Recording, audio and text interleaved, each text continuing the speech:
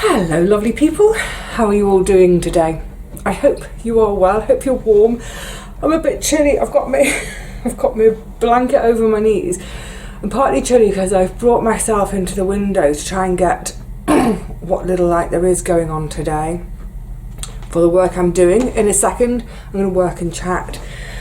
Yeah, it's that between and betwixt time, isn't it? Between Christmas and New Year. If you've got the whole week off, I jolly well hope you're enjoying it. Just chilling, whatever, catching up with friends, family, what have you. But for those of you like me who are back to work, let's get on. I'm actually going to be filling my lavender bags as I chat to you today. So, beautiful, such a good harvest. I was going to say this year, I'm sort of still within the year, and I just saw one tiny bit of twig. You see, even something as little as that, I don't allow that in my bags. I try not to. Yeah, beautiful harvest this year. I've got mountains of it to get through, to get done, so yeah, might as well get on and chat. Now normally this is a job, well historically I normally do it around about February, so it's nice and full. Oh, where's your corner gone? His corner's gone wonky. They've all been pressed, obviously, before this bit. Yeah, I normally do it in about February to get on sale for March. This year, I was hoping, I was going to try and get them done for Christmas for folk to buy as Christmas gifts. Oh, it just didn't happen. For one reason or another twiggy bit.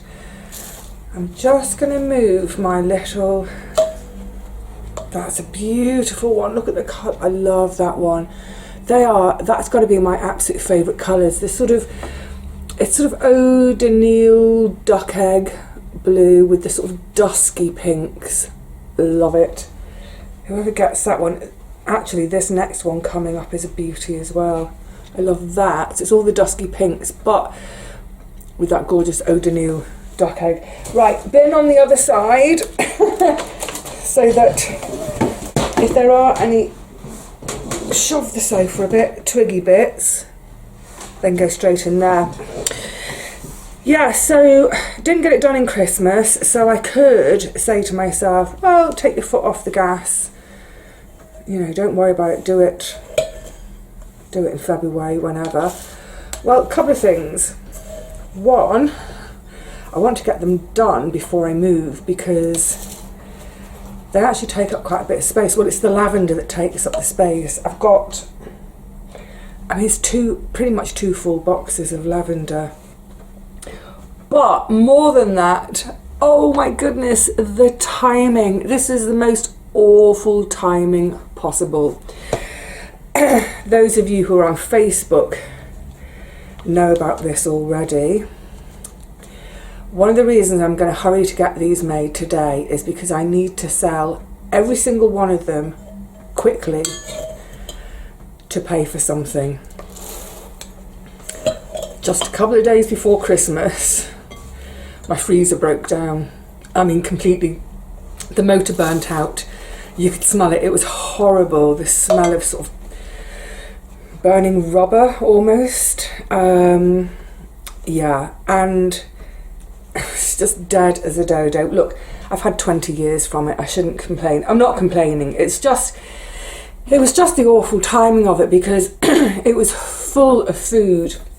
I think I had 22 meals in the freezer, ready to go meals. There were 15 evening meals and 7 different soups, which, you know, it's my lunchtime. So it was enough for this full sort of Christmas, New Year's week for me to have meals out of the freezer, not worry about cooking because I've got things, you know, I'm busy. There's a lot to get through. I think there's 70 here. No, 69.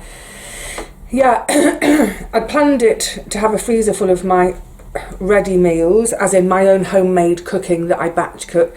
I planned it that way so that, yeah, I get on with all these jobs I need to get on with. Plus, Then sort of, you know, Christmas Day, Christmas Eve, Christmas Day were my 2 days off. I wouldn't have to worry about cooking if I didn't want to.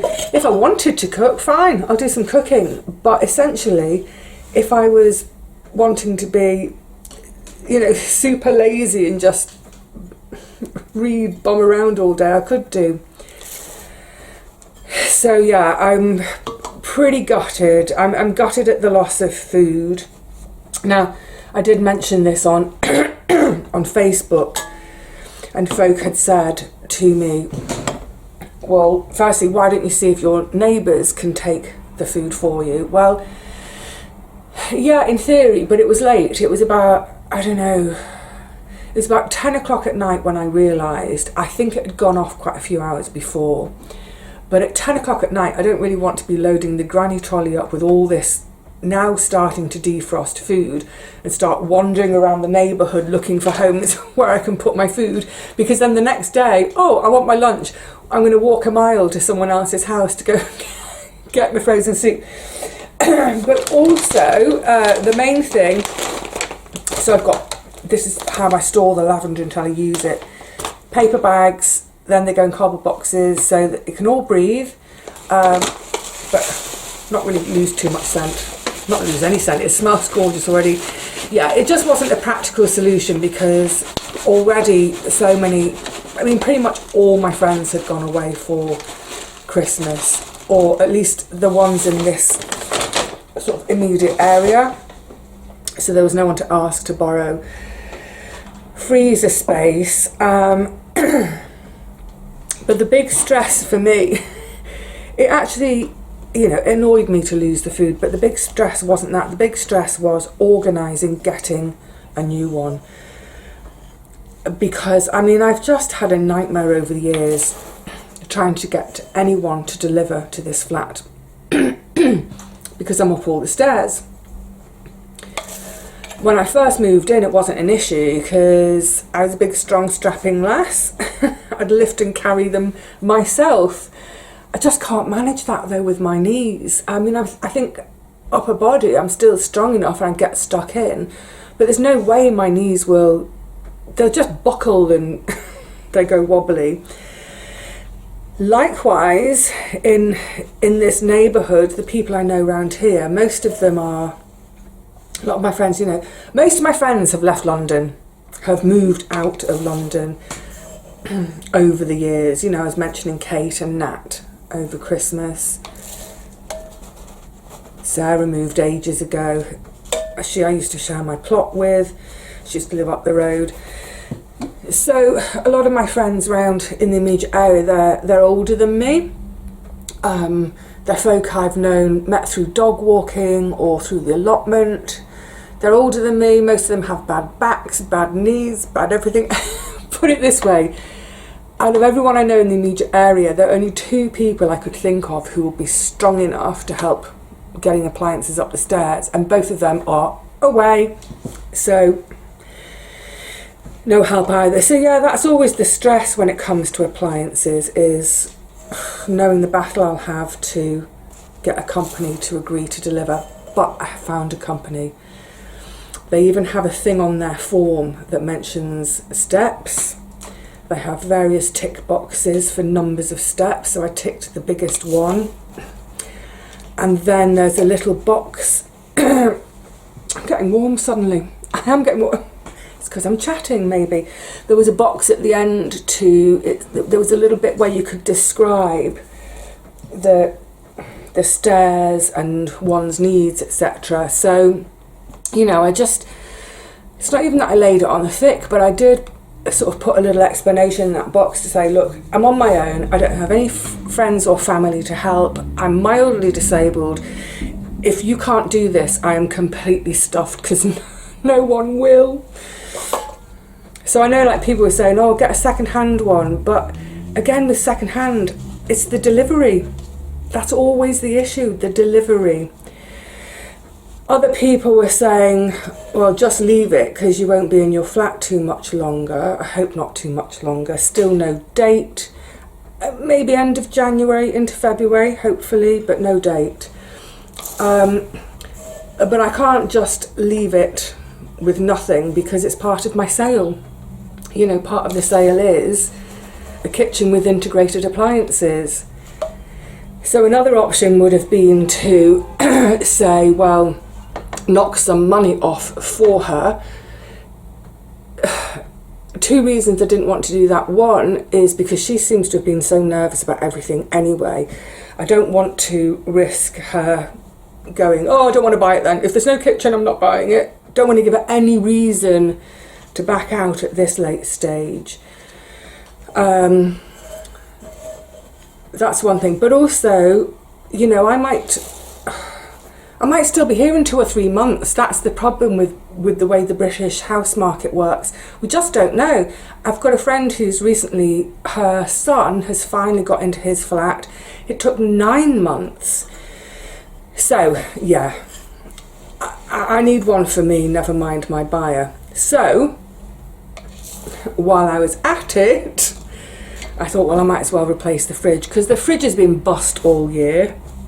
And I've been managing that by a little bit of sunshine. Isn't that gorgeous? Sunshine on such a dreich day. Actually, that's a really pretty one too. I think that's the one I showed you in a I love that one. That sort of purpley. Oh, lovely. I lost my train of thought. Yeah, I could be here for, oh yeah, the fridge. So the fridge has been bust for months, and I've managed with a cool box. And the way I managed with the cool box was I made my own ice blocks, ice packs if you like. So I've been using my freezer. The bottom drawer of my freezer has been used to make ice packs, which I change in the cool box 4 times a day. Every 6 hours or so, I change the ice packs. I mean, it's just been ridiculous. It's been ridiculous. So, yeah, got the fridge sorted too. I mean, the whole thing has cost a blimmin' fortune. The delivery... You can't, the delivery / installation to get it up the stairs. So they will install it and they'll remove the old ones for recycling. That chunk of all of that, that's 300 quid, and the appliances are 500 quid. It's bananas, utterly bananas. Now, look, it's really galling, isn't it, having to spend that kind of money on new stuff when I'm leaving. It really galls me. Although I am going to enjoy having a fridge and a freezer for a few weeks. But, you know, like I said, it's part of the sale. And when it first happened, I think I'm losing track of days now. I think it was the Monday night before Christmas Eve. It's such rotten timing. No, it must have been the Sunday night before Christmas Eve. Because I phoned them on the Monday. They would have been shut on Christmas Eve, wouldn't they? Anyway, it doesn't matter. The timing was rotten. But then I did think about... Do you remember I mentioned I was going to use any money in my coffee account, which is like my little tips jar. I said I was going to use that to buy a sofa when I move. I also had some extra money for Christmas, thank you so much. I thought I'll use that, well, some of it. It wouldn't cover the cost, but it would be a good chunk towards it. So that was what I was planning to do. And then I suddenly thought last night, hold on, I've got bags flying. I thought, no, I don't want to do that, because I want to keep that money for the next home, so that when I buy a fridge freezer, for example, with my coffee money and Christmas money, every time I open the fridge door, I'll think of you. Or, more's the point, when I buy the sofa, because it's sort of like a symbolic thing, isn't it? I invite you into my home and we have a natter, so you can sit on the sofa that you've all helped pay for with coffee. Anyway, the point is, I didn't want to use your lovely gifts and tips for something here that I'm going to be leaving behind in a few weeks. I want it to be something that I enjoy for years and years and years to come. Hence, back to the lavender bags. like I said, if I sell every single lavender bag, it will cover the cost of these 2 replacements. I mean, it's still galling, isn't it? Because all of this work, weeks and weeks and weeks of work for what? To buy new appliances for someone who's going to move in here in a few weeks. But at least I'm in a position to do that. I've got skills that I can use to earn myself a bit of money. Here's one of the greens. It's cute, isn't it? Yeah, I've got skills I can use to generate some income. So for that, I'm very, very grateful. Could have done with better timing on it all, though. So for the last couple of days, last few days, they're coming at the weekend to do it, all being well. I won't believe it until it's here and done. I'm so nervous about these things, but yeah, it's been a week of sort of crackers and cheese, using up cheese quickly. Oh, I know, people said, what about putting the food on your roof? Yeah, I could, but that would mean going out the front door, going down the stairs, wiggling through that window, out onto the roof to get, you know what, a bit of cheese, come wiggling back through the window, up the stairs, into that, enjoying a bit of supper, and then all of that in reverse to put the remaining cheese back in the you know, in a cool box on the roof. It's just not practical. So yeah, cheese, got that all scoffed. What else have I enjoyed? Cheese and crackers, toast and nut butter, but it's yummy. Walnuts, satsumas. I've had dried fruit. I've got both prunes and apricots to nibble on as little nibbles. I have my mince pies, of course. So it's been a period of nibbling rather than cooking. And I've actually got some cooking videos that I was hoping to make this week to bring to you in the new year, but yeah, there's no point starting those yet because I've got nowhere to put. Because do you know what I was going to say? I always cook in batches, and then, you know, 2 for the freezer, 2 for the fridge, for example. But honestly, hang on, a bit noisy again. It's such a happy sight, that, isn't it? The reason I'm putting it in the bowl rather than doing it from the bag is because the bag is a bit too crinkly for me to dive into every few seconds whilst I'm filming. Yeah, I don't know that I was trying to think about this last night as well, about cooking just one portion of something, because like how to downsize my recipes, because let's say something like fasolada. Okay, because I was going to make another batch of fasolada this week. I'd use a tin of tomatoes in that, and if I didn't have any of my own left, I don't.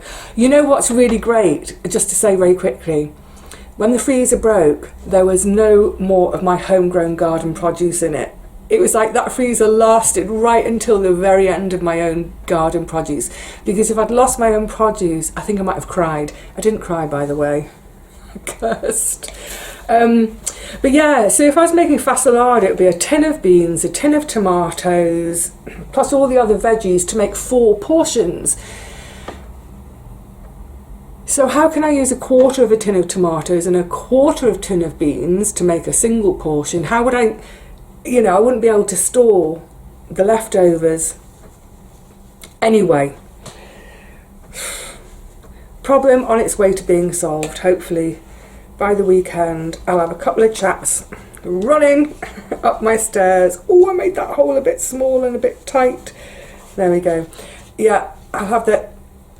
All I'm doing, by the way, for anyone who's new to my channel, it's like it's patchworked on the front, plain on the back, machine sewn, closed, turned, pressed, what have you, but I always leave a little gap in the top, jam funnel, in goes the lavender, and then the lovely bit is, once all filled, they all get hand finished. So concentrate, really. Just spilled a little bit. I don't want to shortchange someone. So now all these seams, it would be dead quick, dead easy to finish that on the machine, but it'd be ugly. You'd see machine stitches, so I finish all by hand with just a really, really tiny, tiny, weeny little whip stitch along there. That becomes the bottom. So that's the top. And then in years to come, if you want to open it to refresh the lavender, if you want to put your own harvest in 4 or 5 years, just quick unpick, that thread will come out, you can refill it and sew it back up again. So in an ideal world, these bags will last forever. Yay! It's, you know, it's the most sustainable way I can think of doing it. And they're all cotton, so you could, I was going to say you could put it on the compost heap if you were done with it. The only thing is, the thread is I've just put a load more on the table, is actually a poly cotton, so that's not going to compost completely. You'd have a little bit of thread in your compost bin to take out, but otherwise, you know, I hope that this is a nice sustainable gift. Also, kind of on the subject of money, and I really hate to do this, and I really didn't want to, and I've hummed and hawed and done the maths over and over again in the last few weeks. For the first time in 5 years, I do have to put the price up a little bit. I'm really sorry. They've been at £12.50 for 5 years.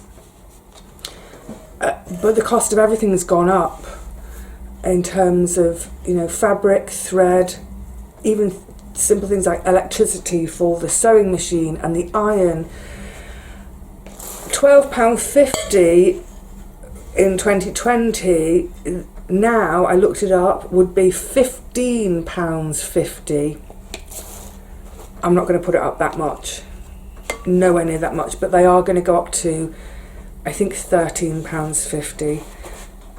You know, like I said, I'm sorry, I hate having to do that, but everything's gone up and I need to stay slightly in touch.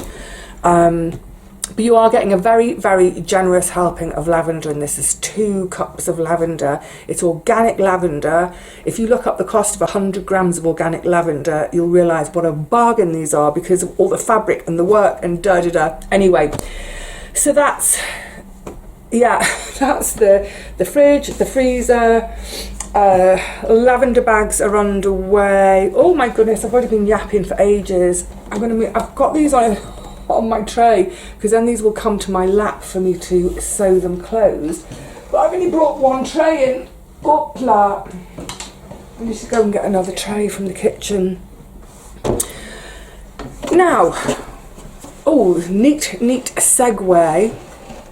This is kind of random. Oh, just before I've got something random to segue into. Just quickly, while I just stop filling for a second. I read this book. I picked it up in the summer, I think. Was it the summer? Doesn't matter. The Swimmer. The Wild Life of Roger Deacon by Patrick Barkham. Now, you'll have heard, anyone who's been on my channel for a while at least, you'll have heard me over and over again, boring the socks off you all, talking about this man's book, Waterlog, which came out in 1999, and it's all about wild swimming. Rivers, lakes, the sea, tarns, just all over the UK. And it had an amazing impact, actually. So I've always loved wild swimming, always, you know, pretty much since, you know, I was learning to swim almost the minute I was born. And, you know, by the age of 4, was happily splashing about in the sea. I mean, I was splashing about in the sea before the age of 4, but splashing on my own little doggy paddle by the age of 4. But in 1999, when his book came out, it just skyrocketed this trend for wild swimming, cold water swimming, call it what you will. Wild swimming groups started, both at beaches and at lidos. It just massively took off. Brilliant. And it's a really beautifully written book because we get the wildlife, we get the countryside. It's fantastic. Earlier this year, right at the start of the year, and it might be one of my books of the year, I read his book, Notes from Walnut Tree Farm, which is actually notebooks which were sort of collated into the book after his death. He died young at, I think he was 61. He died of a brain tumour. Horrible end. So I was really keen to read this autobiography, and it's a really interesting take on the format of an autobiography, because generally an autobiography will be, if that person is alive, let's say John Smith is writing an autobiography about Judi Dench. John Smith will go and interview Judi Dench, and from that we'll write up the biography. If it's an official rather than an unofficial. And in the process, John Smith may also speak to some of Dame Judy's friends, but ultimately that's how it comes to being. So this book by Patrick Barkham, there's barely a single word of Patrick Barkham's in this book. So in other words, Judi Dench's autobiography, when we read it, all the words pretty much are going to be John Smith's words. In this, there's barely a word by the author. What he's done, and it's actually really clever and really interesting, what he's done is he's almost solely used Deacon's notebooks, letters. I mean, he was a prolific writer, not in terms of an author, a published writer, but a prolific writer throughout his whole life, just making notes, diaries, letters, that sort of thing. What's even more interesting is he's also, all the different people that Roger interacted with through his life, he's managed to get letters and interview, either letters, the return letter, for example, or that other person's diaries, or that other person being interviewed after Roger's death. So let's say we're in a chapter, it's 1965, for instance, and Roger's diary, which is in there, he's talking about an event. We did this, we did that, we did the other. And then in 2005 or 9, whenever this was published, we've got one of his friends who was also there, interviewed today, slotted in there, but not necessarily agreeing with Deacon. In some cases, there's one, I think, was it his cousin, said, actually, oh, that's not how it happened. So it was a bit, I was a bit outraged momentarily, because I thought it's interesting that, you know, Roger Deacon's got no right of reply because he's dead. So Roger Deacon says one thing, then someone else 40, 50 years later says, actually, that's not how it was. There's no room for, okay, well, maybe the truth is halfway between the two of them. So yeah, I think a really interesting take on the style, the format that we're used to with biography writing.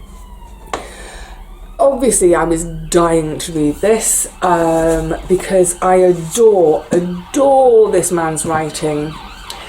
I knew, oh, you see, here come the autobiography police. They're saying this shouldn't be allowed. I did know that he's had numerous girlfriends. He had one wife and then numerous girlfriends, partners, and I kind of had a feeling that a couple of times there might have been some overlap. So I was kind of ready for that. And actually, he was a serial monogamist. I think there were a couple of brief affairs, but mostly when he was with someone, he was with them for a chunk of time, it fizzled out, there was a gap, and then the next one. I don't have an issue with that. I don't have an issue with someone having 4 or 5 long partners in their life. I've done that myself, First one doesn't work out. Anyway.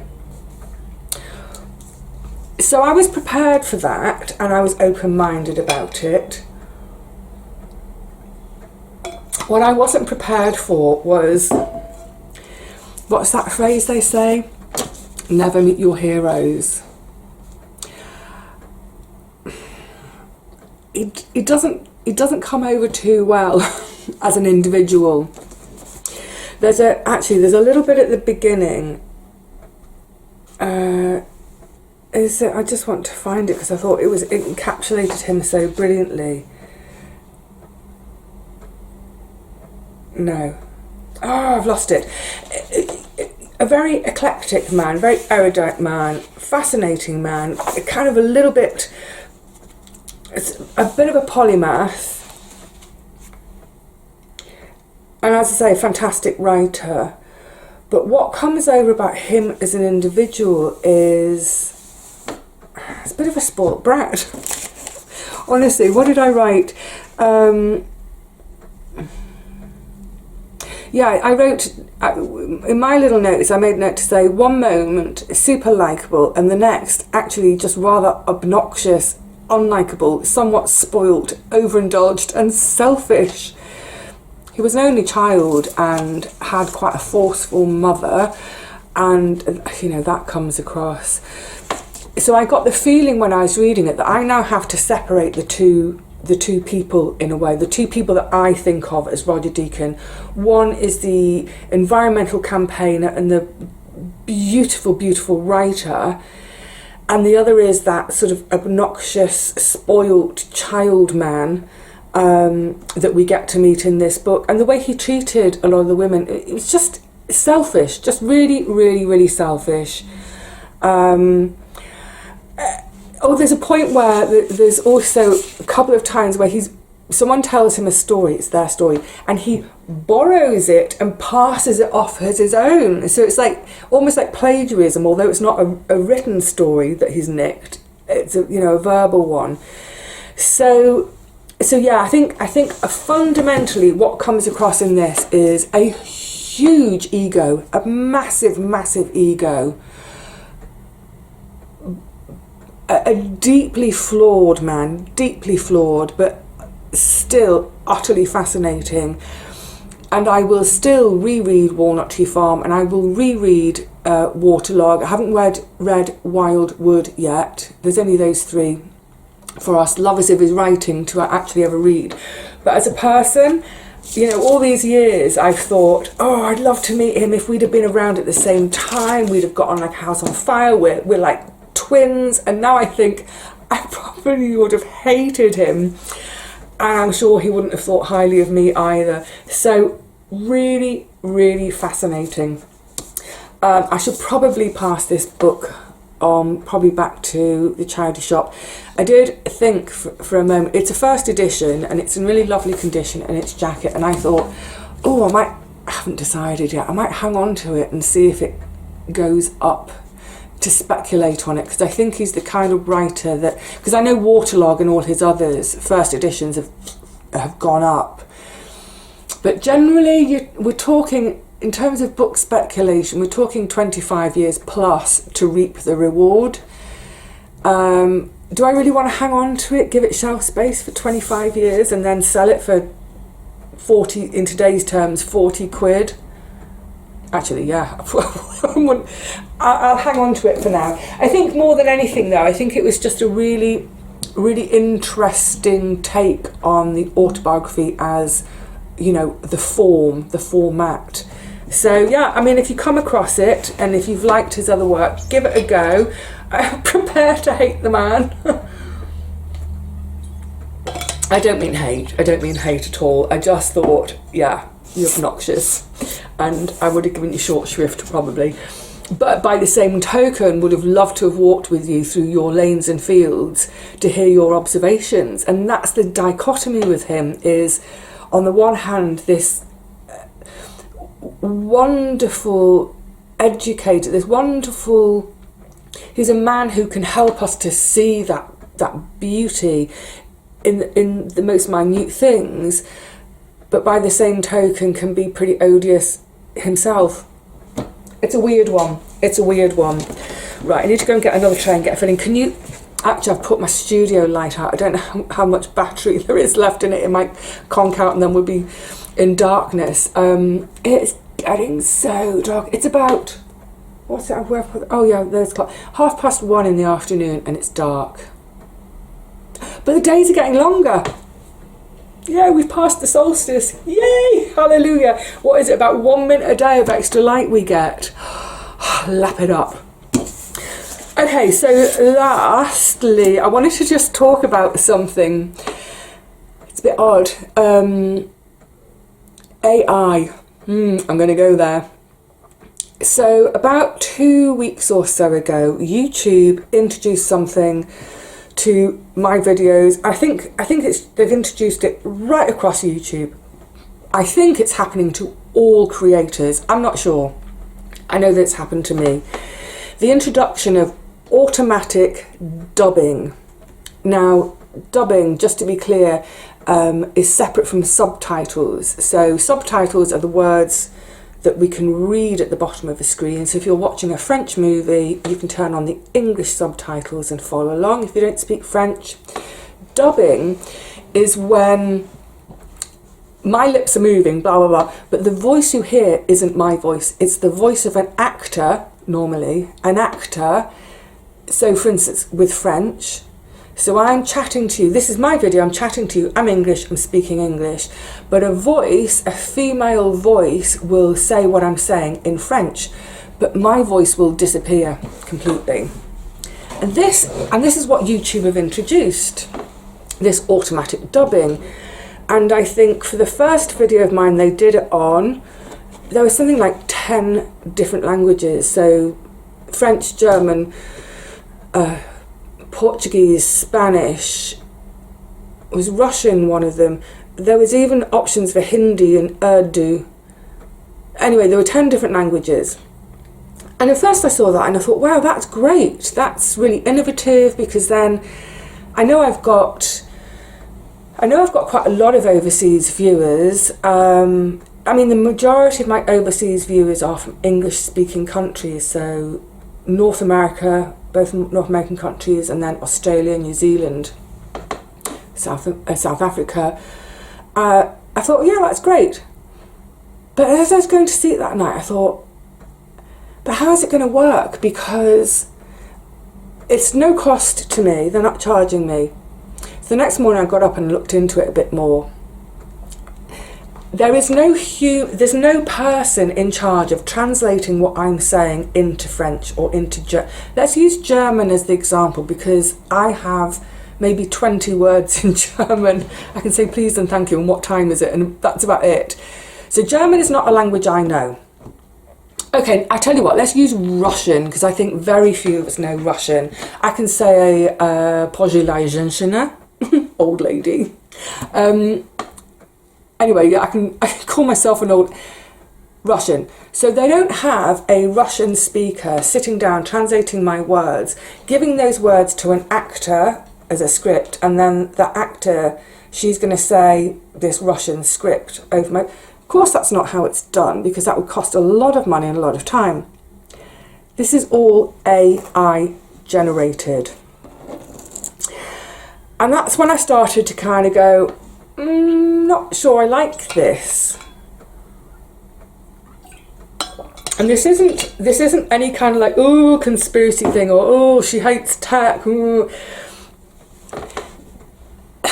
I don't like it because it's soulless. And it's the antithesis, in a way, of my channel. My channel is all about it in so many ways. It's about organic, and I don't mean organic gardening, although that's part of it.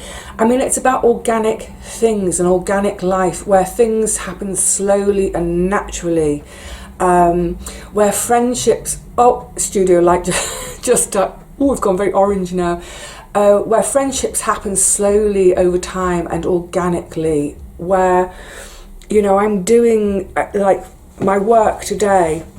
There's something slow, it's an organic process, it takes time and it's slow. That's what I mean by organic, that idea of a slow, natural process, or not necessarily even slow, but a natural process.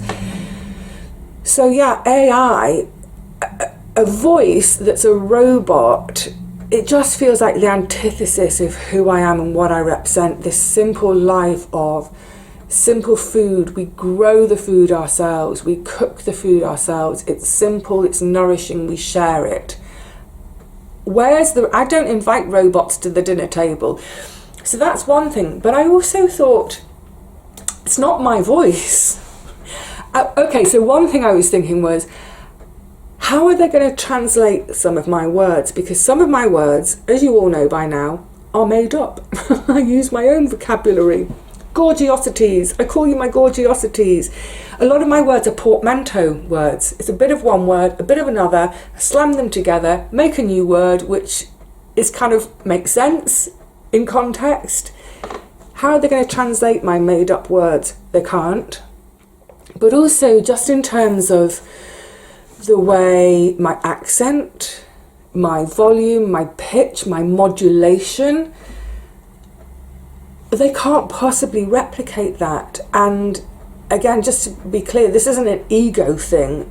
I'm not saying that my voice is better than anyone else's, of course not. But think about, I'm not even saying my channel, but when I think about the channels I have watched in the past, I don't really get time to watch any these days apart from Richard and Paul. But, you know, in the past I used to watch Bealton and Cottage, Kate at Last Homely House, Jane, Shoestring Jane. Part of what I love about their channels and part of what drew me in and kept me watching was that individual person. And so much of that is how they speak, how they put across what they're saying, how they draw me in with both their voice. Like I said, it's all those things, tone, pitch, accent, modulation, all those myriad things that make a person individual, so that nobody else sounds like that person, could ever sound like that person, unless they're, what's his name, is it Rory Bremner, the really good impersonator? What's the, oh, there's a woman as well, she's Scottish, I've forgotten her name, Roni Ancona, is it Roni Ancona? It's a brilliant mimic. Anyway, you get the gist of what I'm saying.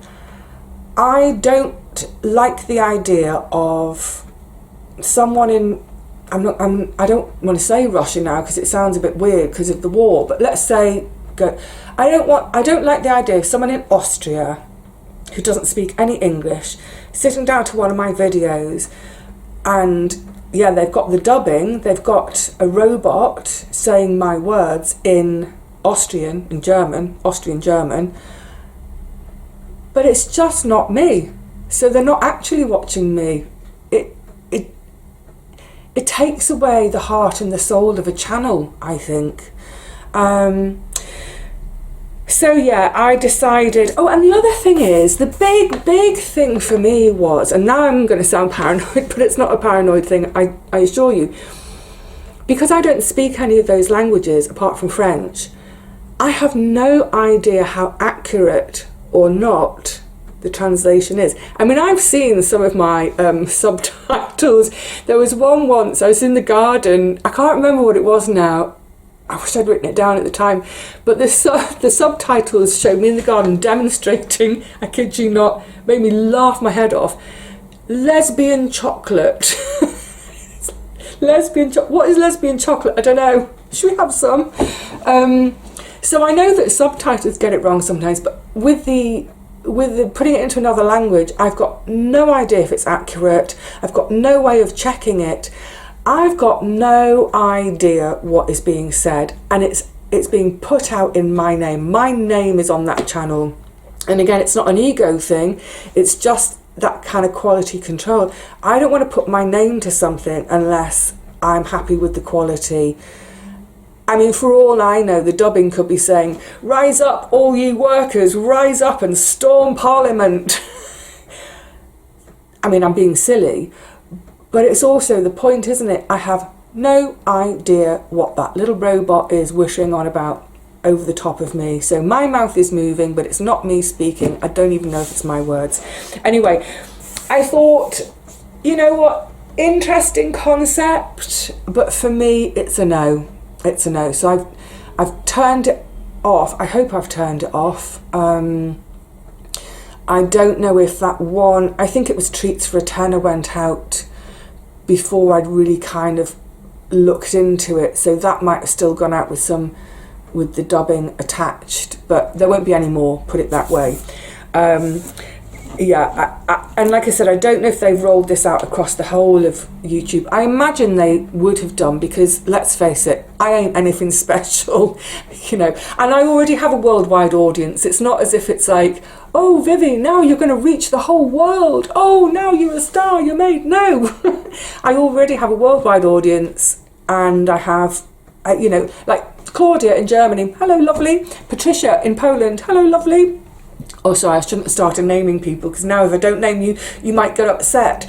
But the point is, I have many viewers who, for whom English is their second language. Sorry, I'm itching my foot. For whom English is their second language. Please enunciate, Vivi. Yeah, anyway, it's not for me. And the other thing, just on the subject of this AI invasion, is I forgot to mention this. It's on my new computer. Crikey, I've got to wrap up. This has been ages. So, remember back to the 90s when home computers were first becoming much more prevalent. So at the time, my boyfriend at that time was a writer. So he had his home computer for writing on, and it was like, don't go near it, don't touch it. But every now and again, I'd write something on it. I might even be doing some editing for him or whatever. And do you remember it was the days of, was it Microsoft? I don't know. The little clip icon would pop up and it would say, it looks like you're trying to write a letter. Do you need some help? And it's like this annoying little paperclip. Do you want to swat it? No, I don't need any help, thank you. I'm an adult. I know how to write a letter. Get out. Anyway, it disappeared after a few years. I guess that they must have had enough complaints from people saying that this paperclip that pops up every time is really annoying. It's gone. Yay, hallelujah. So we have 20 years free of the paperclip. The paperclip has come back, kind of. What's it called? I made a note because it's not right. It's in the top right hand corner of my screen as I look at it, and quite often I try to remember not to. I sort of rest my mouse over there, especially if I'm doing something like if I'm doing photographs or thumbnails or whatever. I want to see the whole thing. My mouse seems to naturally want to go to rest, my cursor point over on that right hand side, so it keeps touching this thing. Or if I've got all my emails up and I want to scroll down, I want to click on the little thing in the top right and drag it down so I can go down my emails. And it pops up and it says, hi, I'm your co-pilot. God, it's annoying. Firstly, co-pilot. What do you mean co-pilot? I ain't flying anywhere, mate. I'm sitting in my kitchen. I ain't piloting anywhere. Sorry, get a bit sour-faced when I get a bit annoyed. Co-pilot, your everyday AI companion. I mean, I don't need a companion, thank you. I have friends, so I don't need companions that are computers. Co-pilot, I'm not going anywhere in a plane. Stop it. Every day. And it just pops up at the most inopportune moments. It's like that blimmin' paperclip from the 80s. Was it the 80s, the 90s? It's like, oh, do you want help doing your accounts? No, I've been doing accounts for 30 years. Go away. And I haven't worked out how to disable it. It might get to the point where the only way to disable it is with a baseball bat. The only problem with that is I might disable the entire computer. But yeah, I need to have a little look into that. I keep forgetting. It might be quite simple, but I want to turn off this annoying little brat that thinks it's my companion and just interrupts me when I'm at my work, knowing exactly what I'm doing. Yeah, there we go. It's the AI invasion. Hide, everyone, hide. Oh dear. Look, I mean, in its place, it can be amazing, can't it? I know that, there are all sorts of applications in, say, in surgery, which are happening, which are astonishing and amazing. This isn't me being a tech hater. I know there've been a couple of accusations of me being a tech hater. I don't hate tech per se. It's just where it's not needed, stop overloading me with it. I really don't need it. And I certainly do not need a robot chatting in a different language over me when I'm trying to talk to my friends. Anyway, there we go. All right, lovelies, I think it's time for me to... How many did I fill? 2, 4, 6, 8, 10, 12, 14, 16. I filled 18. That means I've got 40 still to do and then start sewing. So I'll put my sewing light on here.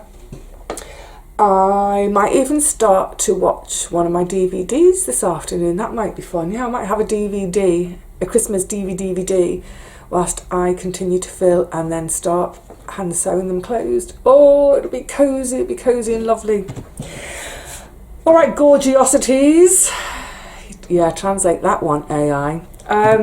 I will see you all again really soon. Let's have a little meet up, catch up on New Year's Eve, eh? And we'll see this year out, and we'll chat about next year. Oh, can't wait. Cannot wait. Anyway, until then, please look after yourselves. Stay well. I know quite a few of you are kind of recovering from various things, illnesses, disease, whatever. Please continue to recover well. Take it easy. Let other people run around a little bit for you. Take it easy. All right, lovelies. Until the next one. I was going to say gorgeosities again. I won't. This isn't being dubbed. Yeah, I'll see you really soon. Until then, cheerio.